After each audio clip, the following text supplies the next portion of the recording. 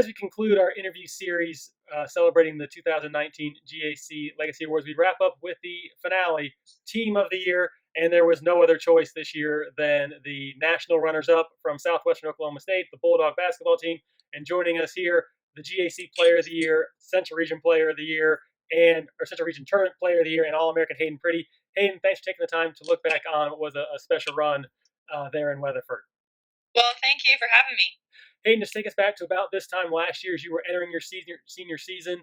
You'd had certainly some team successes, made the NCAAs back in 2018, won a regular season title. But what was the mindset for this team, certainly for you seniors as you prepared for your final turn on the court? Honestly, I know me and Haley personally just wanted that GAC tournament win. We've been here for 4 years, and we made it to the championship our freshman year and fell short our sophomore and junior year. So just winning that tournament championship was honestly the main goal, and I knew we could do it. And then kind of just what followed that was honestly just a dream. Winning the Central Region and then making it to the national championship game. I can remember before the national championship, not many people know when their last game of basketball ever is going to be, and I got to know when my last game was, and just remembering that feeling, and it was just a bittersweet feeling going into it. Awesome that we got to get there and everything else, and there's nothing else I would change, but it was kind of bittersweet getting to it. So again, going back now to the fall and October camps or drills for you. What's the message that I know that Coach Music is putting on you and Haley as now this is finally your team as seniors to try and build that team you guys did? The main thing she just kept saying over and over and over again was the target's on our back. We're not chasing after people anymore. People are chasing after us. And if we truly want to get as far as we are capable of, she was talking national championship back in the fall. And she was talking about it, and I was like, yeah, national championship, everything like that. But I just knew we had to step up and fill those shoes, and we couldn't disappoint people because there was a target on our back, and not only was there a target on our back, but there was great expectations. So just not disappointing people, and also just wearing that target with pride, not trying to. We're playing not to not lose. We're playing to win. Sure. So the season starts with Emporia State. All these expectations you guys have built for yourselves, and you drop that one. I've heard just from other people. How is is any confidence shaken from you, or how quickly do you just kind of put that one in the rearview mirror to move on to the rest of your non-conference season? Yeah, I walked into the locker room after the game and I was like, we just lost. It's my senior year and we just lost our first game and we only scored 60 points that game. And I was like, this whole pressing thing that we're doing, everything else, this ain't gonna work. And so I just remember, I wasn't really, our confidence was shaking, but it was just we lost. And I can remember Haley, at that game, she was like, no more after this. And I was like, yeah, that's the ideal thing is no more losses, but I didn't actually think we would do it. Sure. But it was just, wow. It wasn't even really necessarily confidence or anything like that was shaking. It was just we literally just lost our first game and we're preseason ranked top 25. So you mentioned the press, and we've heard from others, kind of speaking of how that press is instituted. And certainly from Haley's side, she called herself, one of the old heads of the team, and she said, "I can't play this kind of defense." But we haven't really heard it from you. Is you being at the point guard towards that front of that press, was something that you initially were interested in, or how was it? How did you buy in to the pressing defense? Well, when she first said it, I was like, "We're gonna press the whole game. As fast as we play, we're gonna play even faster." I was like, I'm not really sure I can handle this type of play or anything like that. And I didn't really know how it was going to work, honestly. Of course, you press in high school and stuff like that, but you press against girls who don't know how to dribble the ball or can't, you don't have 5 people on a court in a high school that can play a college level. Sure. So I was like, I had full faith in Coach Music. I don't want to ever make it sound like I don't have faith in her because I would trust her with my life. But all of us were just a little bit we're going to play faster than we already play. And honestly, best thing that ever happened to us was that press. It helped our defense. It helped our offense. It helped everything. So 100% bought in on the press. So it seems like, though, no one bought in in October because Haley said it and now you're echoing it. Who was eager to try it? Maybe Tyra and Tabor, the only ones that are. So the younger ones, she couldn't ask you, old, 21, 22-year-olds to get out there and work as hard as you. I'm not necessarily that fast, I don't feel like. And I feel like pressing, you have to be good at something, and I'm really not that fast. Not like I can jump that high. I like the idea. Good at something. Like, Yeah, and Tyra, she's amazingly fast. Tabor's amazingly fast. So those two, I think they maybe felt like it was like a better option. And me and Haley are sitting back there like, okay, I don't know about this. so you get past the Emporium, but now the wins start to tick off, and as you get the rest of the non-conference season, you start league play. You have the great rally in the race season with Lubbock Christian. At what point during that season do you see the her coach music's practicings of the press really take effect and see that maybe wow, this is something that uh, could lead to a different result on the season than what you've had before? I think it was just honestly, you could literally see teams and like see girls when you're on the court with them.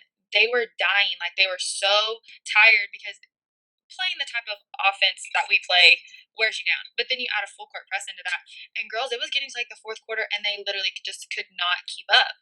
And I just that was to me when I was like, this is really going to work because like the first half, we would end every single first half. I'm pretty sure of every single game, and teams were within 10 points. And honestly, we were even down most of the time at halftime.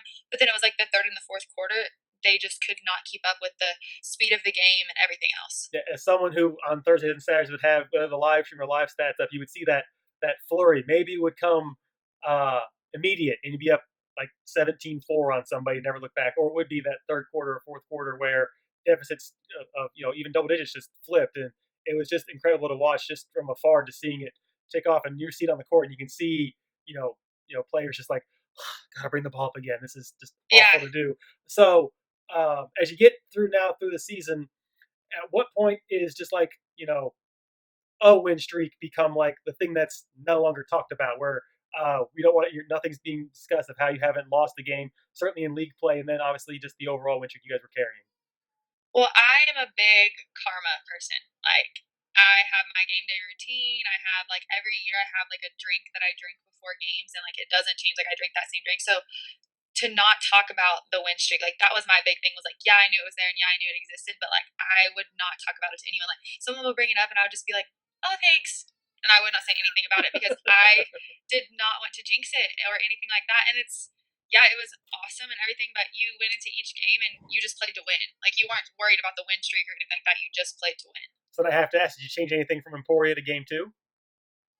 Uh, I'm sure I did. Or I know whatever, for or a whatever. fact. Like, no, this drink, I'm riding with this drink. I don't care what happened in Emporia. Oh, I did. So also besides the drink, I had every year I had a certain way that I would like do my hair, and I would do my hair the exact same way every single game. Like I would either straighten it or I would blow dry it, or like I think my freshman year or my sophomore year I straightened it. I started wearing the headband my freshman year, and then it was like my sophomore year I straightened it. My junior year I blow dried it. Well, this year it was like I would straighten it the day before the game, and then the day of the game I would like put dry shampoo in it, and I changed that after Emporia because Emporia I tried to do the same as last year Uh-huh. and it didn't work, so I Well, had to it's change clear it. that was two straight losses. If you go back to the NCAAs last year, the kid Yeah, that had to go. yeah. So you complete an undefeated GAC regular season.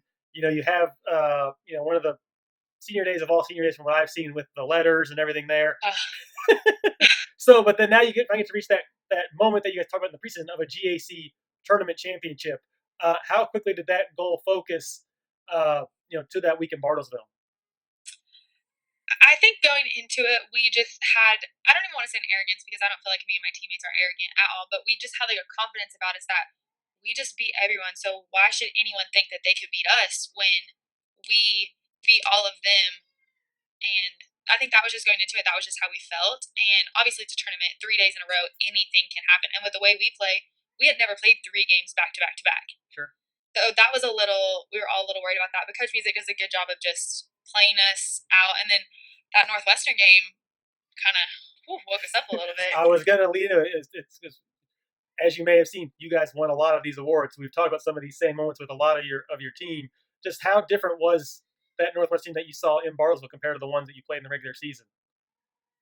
It's kind of like the same thing with the Target. Like we had the Target on our back; they had nothing to lose. They came out, they played. I didn't get to watch a lot of their games. I really only got to watch the 2 games that they played against us. But in my opinion, they played the best game that they had played all year long against us in the tournament, and they came out to win. And if it wouldn't have been by the grace of God, they would have won.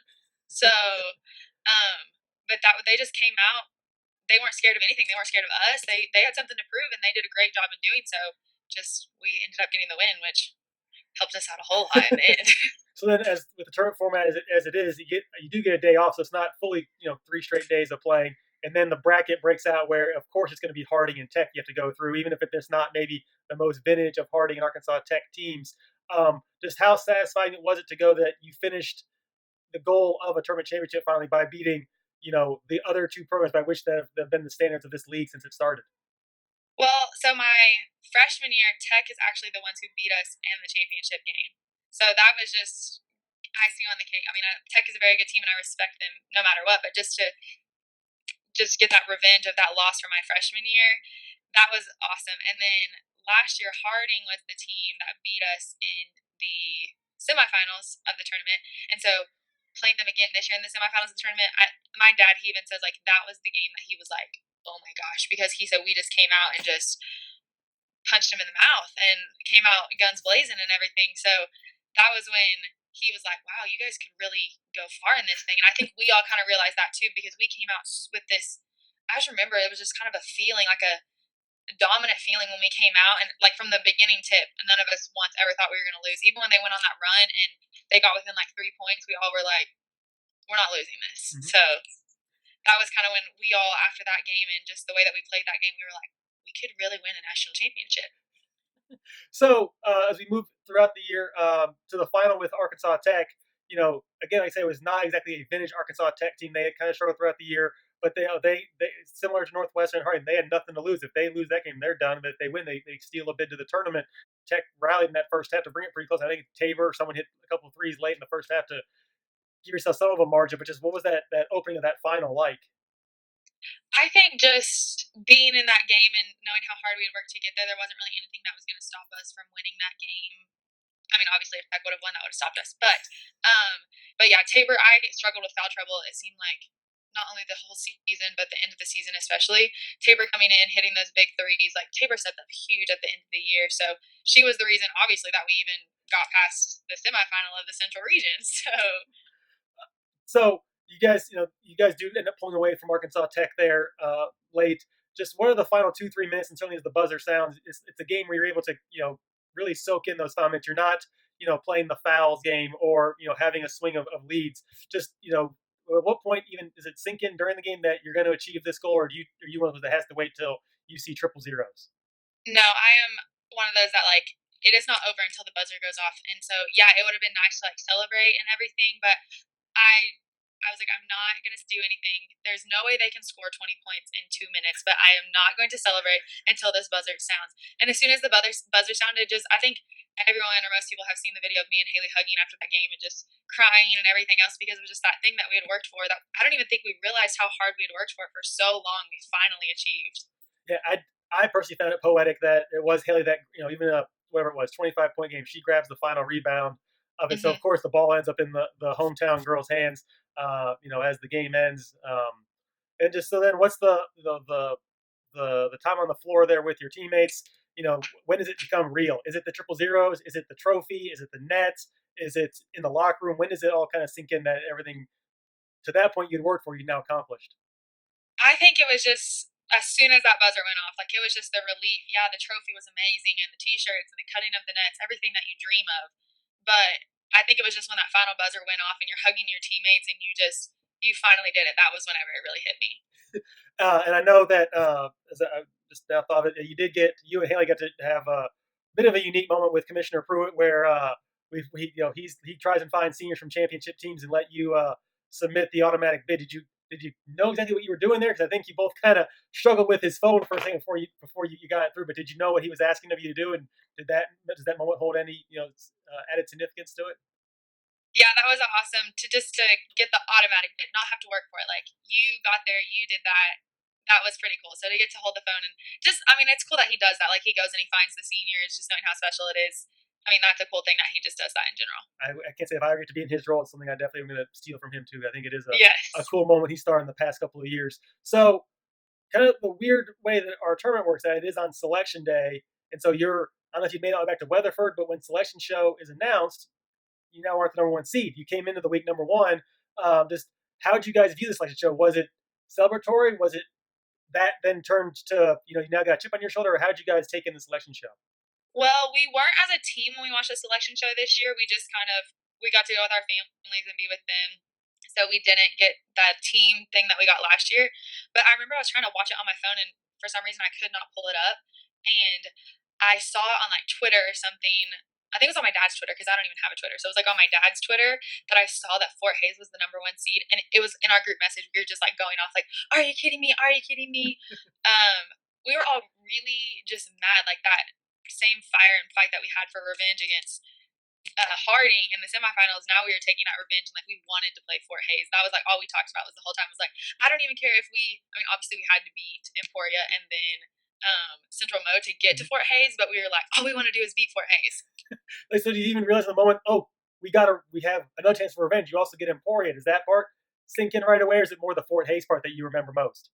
Well, I just remember the Fort Hayes part because it was like the #1 seed came out Sure. first, and then it was like an hour later was when they announced that we would be playing Emporia. So at first we were all just mad about the Fort Hayes thing, and then it was like, man, God is just really laying out the path for us because we got to play Harding again. Now we get to play Emporia again, and then after that we get to play Fort Hayes again. Like, so it was just the whole like we were just all super pumped to go. It was, as the bracket, certainly anything could have changed on the way, but to get an Emporia rematch, the national champions from last year, and then the host. I know you're looking at your team one game at a time, but I mean, there does seem something, as you said, karma about it, that those were your three opponents. Yeah, it was. I can remember going to Fort Hayes like last year when we went to South Dakota. I mean, yeah, it was a basketball trip and it was a business trip, but this year going to Fort Hayes, it was like we are here to play basketball. We're not here to hang out with Cam and Maddox and Titus and Carrington in the pool. We're not here to see what Fort Hayes has to offer. Like we are here to play basketball. So then we get the Emporia game, and of course you need a fourth quarter rally in that one, like you had so many other times in the regular season. Was it the experience from the regular season that kept you guys in a good place in that fourth quarter, or was there any kind of for you and Haley? So this is gonna be our last game. We're not going to get a NCAA tournament win, or how's the mood of the team as that game unfolds? I don't think we stressed at all. I mean, we had been not in that similar situation because usually by the fourth quarter we had a lead or just at least we knew we were at least wearing the other team down and stuff like that. So I just, I never ever, honestly, until the national championship game had the, oh, this could be my last game. Like I never had that feeling until the very last game. And so I don't know if that just kept all of us so calm and helped with that rally or what, but none of us really even had that feeling ever. I would not be that way. I would not be that calm. I'd be the panic person on the bench. Fingers would be nubs and whatnot. But that's why I'm here and you're there. Also, I'm ineligible because of age and whatever. Anyway, so you clear the hurdle of Emporia, and now you get Central Missouri. A team that past Southwestern teams. I think that was their one NCAA win back in 2000. Yeah. You guys had a win against them. And I'm sure knew obviously their resume stands for themselves as being national champs. Just take us through that game, and how you plan to attack them, and what ended up working besides having a very clutch sophomore. Yeah, and I am when I say this, I'm not taking anything away from like Emporia or Fort Hayes or anything, but I feel like Central Mo was definitely the toughest game because they were the toughest matchup because they really matched up with us man for man. Their girls are girls who can step into the post and play post. They're girls who can step out to the guard and play guard. They can really do it all, and they match up with us kind of speed and athleticism wise and everything else. So they were definitely the toughest game, and for me. And winning that game, I my parents have always said, getting to a national championship or winning a state championship or anything like that, it takes a lot of talent, it takes a lot of skill, but it takes a lot of luck. And that Central Missouri game, the way that it played out with their coach getting the technical and us hitting the free throws and then Tabor hitting that shot and everything else, it was just a lot of luck that played in our favor. And we I was, ended up winning. I was going to say everyone counts on a head coach shooting a technical foul with a minute 40 to go to swing a game. I'm Yeah. sure play two of Coach Music's playbook is get that coach so fired up over a bad call that everything switches. So the play of the year that we celebrate or we recognized earlier with Tabor's three, you're the one that starts the ball with your hands as the point guard, setting up that offense. What are you looking for as that plan develops? I know the ball gets to Haley pretty soon after you bring it up the court. But what are you looking for, and what did you see from the top of the key there as it unfolded? I don't even remember which Coach Music is going to hate me for this, but I don't even remember if we drove a play or not for that. I'm going to go with no because we really don't draw up plays that often, but we might have. I'm not for sure. But I just remember coming out of the huddle and I was like, if I get to the basket, I have to finish this. If I get fouled or if I don't get fouled, like unless I just get blocked or something, like I have to finish this shot. If I get a layup, if I get a jump shot, whatever I get, no matter what, because a referee in that situation, unless you're the guy from Virginia, is going to swallow the whistle, and they're not going to call that because no ref should decide the outcome of a game. Sure. And so I just remember thinking, I've got to finish this. And then I get in and I drive in, and they double team me. So I'm like, okay, I just got to find Haley because she's the tallest one, so I can just throw it up and she can catch it. And I'm sure she was thinking the same thing. And then little Tabor Beer after the game, she tells us, she was like, when we were in the huddle and we were talking about the play, she was like, I just knew that I had to be ready because I knew they were going to key in on Haley and Hayden. And so she was like, I just knew I had to be ready. And if you watch the video, one of our other freshmen, or sophomore, Maddie Spurley, was wide open under the basket. And Spurley, she's like, yeah, if I wouldn't have been wide open, Tabor wouldn't have got the shot off and everything. So I do like to view myself as the foremost authority on that video. I've probably watched it 200 times at least because I like to pick out what each of you, how you reacted, how the bench reacted. And yeah, you certainly see Maddie underneath there with about 8 seconds to go. And there's one girl on your bench. I think it was Davila. When Haley doesn't see her, you see her throw her arms back like, "How did we miss her?" Not yeah. knowing that in 6 seconds was going to be the best play of the year. Well, right after that game, a Fort Hays fan he recorded the whole play, and he had found me on Facebook and sent it to me. And so I got to see, like, before anyone else could see it, like, I had it sent to me, so we were all watching it. And from that angle, you can really see, like, you can see me, you can see the whole court. And I, like, dropped to the ground. Like, it was like I was, like, melting at half court. But just that's our favorite part is we all, like you said, have watched it hundreds of times. And just each person, and, like, you can see Tabor's dad up in the stands and all the fans and just watching every person's, like, I can remember Coach Anderson, she was like, my hand hurts so I was bad. gonna say, I think she probably owes money to Fort Hays for banging that scoreboard. Yeah, and so seeing what each person did differently, as much as how awesome the shot is, and I could watch that over and over and over again and never get tired, just watching everyone's reactions is definitely my favorite part. So while that's awesome, you do, fortunately, there is a day off between that and Fort Hays. Just how did you guys handle the off day and prepping for what was going to certainly be the toughest environment you were going to face all year? I don't know that any preparation could have prepped us for that environment. I have never in my life played in front of 6,000 people, and it was the most fun game I've ever played in ever. Like, national championship, everything, it doesn't matter. That was the most fun game I have ever played in. I had to say, was it hostile? Were they just all loud and raucous and pro Fort Hays, or was any of it like? Could was it so loud that you drowned it out, or how did you take in, like, so like in pregame and whatnot, how the crowd was filing in? I mean, they weren't necessarily hostile, like, towards us. Like, yeah, they were doing the typical what opposing fans are supposed to do as far as, like, heckle the other team and everything like that. But I mean, to me, they didn't personally say anything or come at me or anything like that. Um, but I guess there was, like, our fans had got into it with one of them and everything, like, so I guess they were kind of hostile, like, towards our fans and our cheerleaders. But to me personally, I didn't feel like it was too bad, but it was so loud. I can remember one point when they had won, like, 9 points off of, like, free throw offensive rebounds. It was so loud that I could not even talk to my teammates. I had to, like, go whisper, like, yell in their ear just to talk to them. It was so loud. But I'm guessing they weren't that loud for long because this is one of those games where you actually jumped out on them early. Just could you envision a dream start like that in that kind of environment, or just how impressed with you that guys responded that well off the tip? I think that they did not know what to do. I would have never thought we would get up. It was like 17-0 or 14-2 or 17-2 or something like that to start off. And I don't think that we knew what happened. I don't think they knew what happened. Their fans sure as heck did not know what happened. And at that point, and Taylor Hedrick, she's one of my dearest friends in the whole world, best friend. We've known each other forever. Well, I had this running thing with her that if she hit a three, we weren't losing. Like, that was our thing. And I remember she hit a three in, like, the first quarter. And I looked at the girl that was guarding me, and I was like, oh, we ain't losing. And I told Taylor the same thing, but there was never a point in my mind that even when they got with, I think we went into halftime at, like, up 2 or 3, I was like, we're not losing. Like, we came here to win. We jumped out on them, and as Coach used to say, punched him in the mouth. And so that was just, but their fans, it was so loud.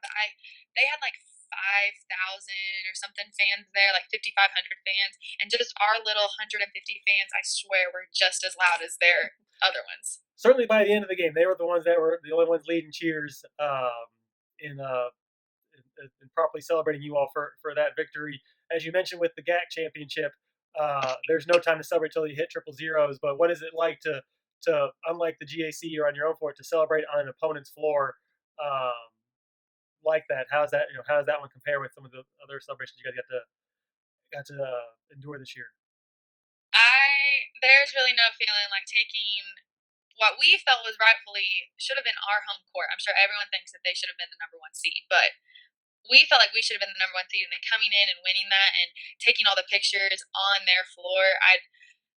There's just just a little competitive edge in you. You just feel good about it. So and celebrating and cutting down their nets and everything else. There's not a whole lot that compares to that feeling. Not only cutting down the nets, but then cutting down.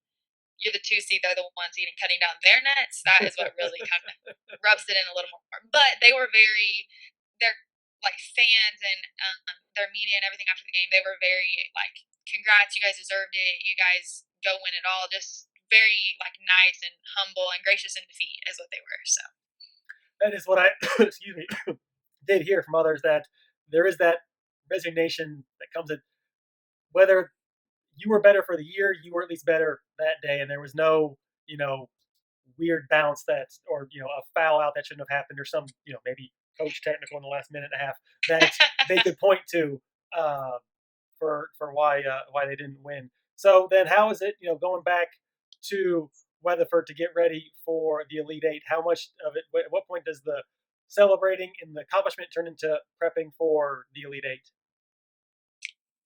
we got to celebrate that day. When we got back, I'm pretty sure we had a police escort coming into town. So that was pretty cool. And just doing all that, I mean, the town of Weatherford does a phenomenal job of not only just accepting the college students, but even like the athletes, like just promoting them and celebrating them and keeping up with them and everything else. So it was kind of like a little parade when we got back. So that was pretty cool. But it was the next day. It was time to prep. Well, when we found out we were playing state, and I St. still Ansel. can't, yeah, still can't say it correctly. But when we found out we were playing them, it was time to prep for them. And then we didn't start prepping for Indiana, Pennsylvania until it was time to play them. But when it was time after that Monday, we maybe got that Tuesday to celebrate as well. But whenever those days were over, it was time to prepare for the next team. And so, what is that then like? You're now leaving, your comfort area. Certainly, you have GAC foes and then league foes, and now taking on these opponents that you, like I said, maybe you don't know how to pronounce, and certainly you have no film and tape on them. Just what's that? Because it's so different from the rest of your season. How do you guys?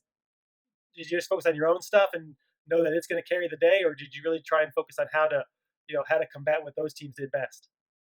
Well, we definitely focus on our stuff because Coach Music always says stay in your lane, handle your business, do what you're supposed to do, and everything else. But we watched a lot of film on them. Probably more film on them than anyone else that we had watched film on all year long because everyone else we had already played or seen or knew what they were going to do or stuff like that. But this team, we're going into it, we had no idea. And we saw on film that they have this big, huge girl that's like 6'5" or something like that. And not only is she just tall, but she's wide too. And I'm not trying to sound rude when I say that, but she's just a big girl. And we don't normally play someone of that size, and figuring out who was going to guard her between either B or Haley or how we were going to play her. And we weren't going to change what we were doing. We're not going to go to a zone. We're going to stay in our man and everything, but just how we're going to guard her, basically. And not to take away from the rest of the team, but that was our first and foremost priority. Yeah. So then again, as it kind of expect, it's a challenging first game. Um, again, just where did you guys find it in you guys to pull out that one? Is it just the muscle memory from the 35 games before that, or did you find even something even different with the stakes raised so high? I think it's just we like going into halftime. They were with us, and but we knew going into the second half they don't play a style of basketball that we play. I think they average maybe like in the 50s or 60s points a game, and we're averaging 85 or 90 points a game. We just knew we had to step on the gas, and by the end of it, they could not. And we knew people just when they're not used to playing our style of basketball or even seeing our style of basketball, And I remember Haley shot one of her deep, super deep threes, and they kind of were like, "Whoa!" And I was like, "Did you guys not watch film? Like, did you?" Because that's a pretty often occurrence. But Yeah, um, that line is but just a suggestion for her. yeah, so it was just we knew going in that we were meant to be there, and not an arrogance, but we had a confidence about us that we're supposed to be here, we're supposed to win, and we're going to do that as best as we can.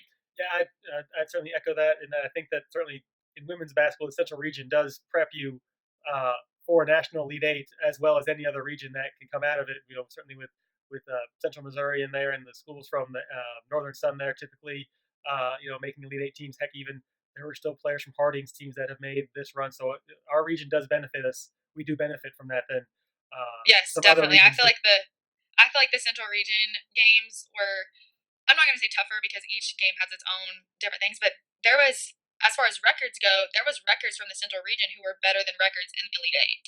So I definitely feel like the Central Region is, I mean, I feel like it's the toughest region, along with obviously Lubbock Christian. They won a national championship, but and they're from a bordering region, so yeah, they play. They certainly see similar styles, and even Drury, who was number one, they're obviously from a bordering state, well, in a different region because of I can't understand geography that well. So then getting through the Indiana Pennsylvania game, um, just how do you when does it sink in that now? Like you said, you now know you've got a definite end date for your career. This could be in the national championship game. Just did you let yourself even think of that before the Indiana game started, or was then, as you've mentioned so many other times before, I think I know the answer. Was it not until the game was over that that accomplishment sunk in? it wasn't until the game was over. I knew everyone else was like, "We win this, we go to the national championship. We win this, we go to the national championship." And I was like, "No, we have to win this one first." Like I'm like the voice of reason. Like I was like, "No, we have to win this one." And the Indiana game, I got a good little break. I got to sit on the bench pretty much the whole game because I got 3 fouls in the first quarter. I didn't want to But bring it up, but you're more than welcome to remind us of that fact.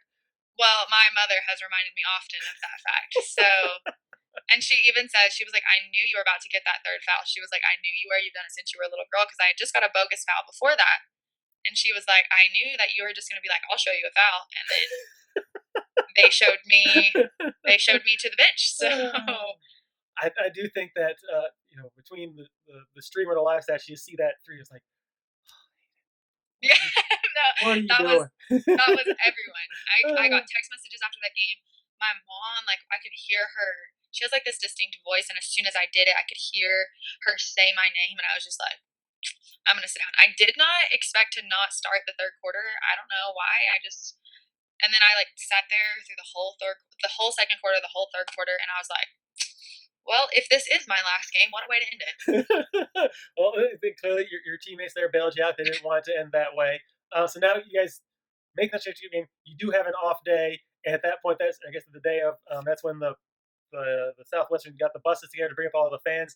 I'm sure you obviously had to see somewhat that was going on, but did you anticipate the numbers that showed up as you started for that national championship game? Yes and no. I mean, SWASU, women's basketball, and not only women's basketball, but all the other sports, we have a great support system here at the university. And so I definitely was just blown away that people would ride that far on a bus. But I kind of expected it too because the support we have at home games or even away games, it's truly incredible. So I was very just like, oh my gosh. And then when they got stuck on the way home and it took them like an extra however many hours, I I was just like, "Ugh, I'm sorry we lost." Yeah, I hadn't factored in, but that would not make for a enjoyable part of the ride home. Did you when you if you even looked at the brackets and saw that Drury and Lubbock Christian were on the other side, um, did you have a preference of who you thought? Obviously, now you'd rather play Drury because you don't know what would have happened. But did you kind of think it was going to be them, or just knowing that you'd played Lubbock Christian, you thought that they were going to give Drury, like you said, give them the trouble, and obviously end up beating them? Um, we wanted to play Drury. Honestly, we wanted to kind of take away their little streak and to beat their streak and everything. So, and we would have loved to have given them their first loss. Like we wanted to play Drury so bad, but I knew when Drury was about to play Lubbock Christian that Lubbock Christian was going to beat them. Lubbock Christian is an amazing team. They have amazing players. They have an amazing coach. And so when we were watching that game, I just knew from the start that Lubbock Christian was about to take away from them what we wanted to take away from them. And so we'll briefly touch on that game because It's okay. It's been a everybody while. everybody has to just counter it to the Fort Hays game where you just have the dream start. You have just this, unspeakable. I mean, now is the worst thing, but just how odd was it to start off like that where nothing's fallen in the game of this magnitude? It was awful. It like we had done that to other teams, but to have someone do it to you, it's not fun. And I mean, we made that run to come back into it, and even at the end, like to have a game in your grasp and then lose it, like it was like everything that we had done to people all year long, like happened to us in one game. So, um, it is what it is. If I had to lose a national championship to any team, I would lose it to Lubbock Christian in a heartbeat. I have nothing bad to say about any of their girls or players or coaches or anything like that. Even their fans were very like they were very humble and very nice and everything. So, yeah, it sucks and wish we would have won, but Yeah. I could lose it to Lubbock Christian. Yeah. They've got the tradition themselves. They're not a flash in the pan team, so it's certainly one that, like you said, if you is a tip their cat to them. They made the plays. There wasn't something that you can look back and say Yeah. something we got jobbed on X and that's why it happened. And from what someone told us is that we even broke a record because we were like the only national championship in D2 to go into double overtime. I think you So were the first on the women's side, yeah. yeah, so even in a loss, it was like we still did good. Like Right. If you gone out there and you lose by even just like 8 or even God forbid like 50 or 20, then you can just say we weren't maybe meant to be, but I think you can see you were right. yeah, Obviously, a rebound away for say from being at the top of the mountain. Um, as much as maybe you didn't want to celebrate the accomplishments, just what was the reaction back in Weatherford and even getting to the places where you guys went for to celebrate that team? How much did you appreciate those that wanted to celebrate your accomplishment even as much as you maybe wanted to just not talk about it? oh, it was just even now to this day, like so many people are like, "You guys had an amazing season," or so many people were just watched that game and rode the ride with us all season long, and just the amount of gratitude and appreciation I had for all of them.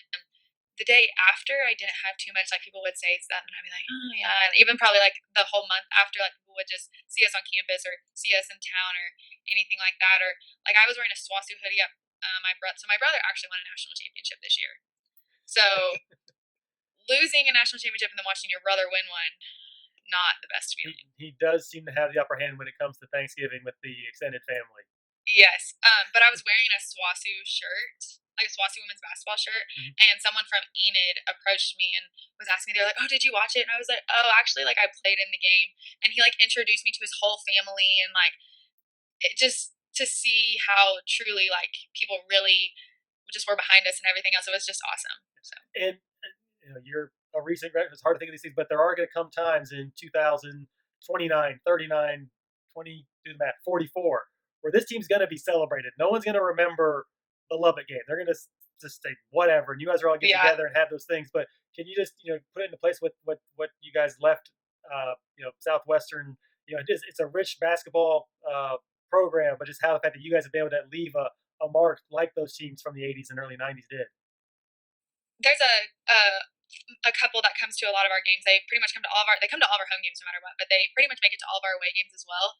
And they got to watch back in the Kelly Litch era and then now into this era. And I think the best compliment I got was probably from them and how they just kept congratulating us in kind of restoring the rich basketball history that Swasu had back in when Kelly Litch was here and everything else. So I think that was probably the best compliment I've had, and just I don't even know how to explain it, but to be a part of that and to be in the record books, and it's truly awesome and something that I couldn't have gotten unless I would have been a dog. So Well, hard to believe we have exhausted a whole lot of time, and hope you are still watching. We'll maybe put out a podcast version too, so they don't have to stare at both of us the whole time. But this is the point of these awards. They are all fan driven, so it is a testament to the Southwestern fans that you guys swept basically every award that you all are up to. So you're the last one. This is your chance to turn over the Oscar speech. I'm not going to play you off if you go too long, so you can thank any and all those who have supported you both on the court and then also with this online vote. So the floor is yours. I just thank you to everyone that not only watched us but supported us, and like I said, rode the ride with us. My mom and my dad, my brothers, everyone that just supported me not only through this past year but all 4 years. It's been a great 4 years, and I couldn't ask for anything better than to be a Lady Dog, like I said. So. Well, Hayden Priddy, thank you for taking a look back on your team, Southwestern Oklahoma State women's basketball team, the runaway choice as the GAC Team of the Year for 2019. Thank you for taking the time with us today. Thank you.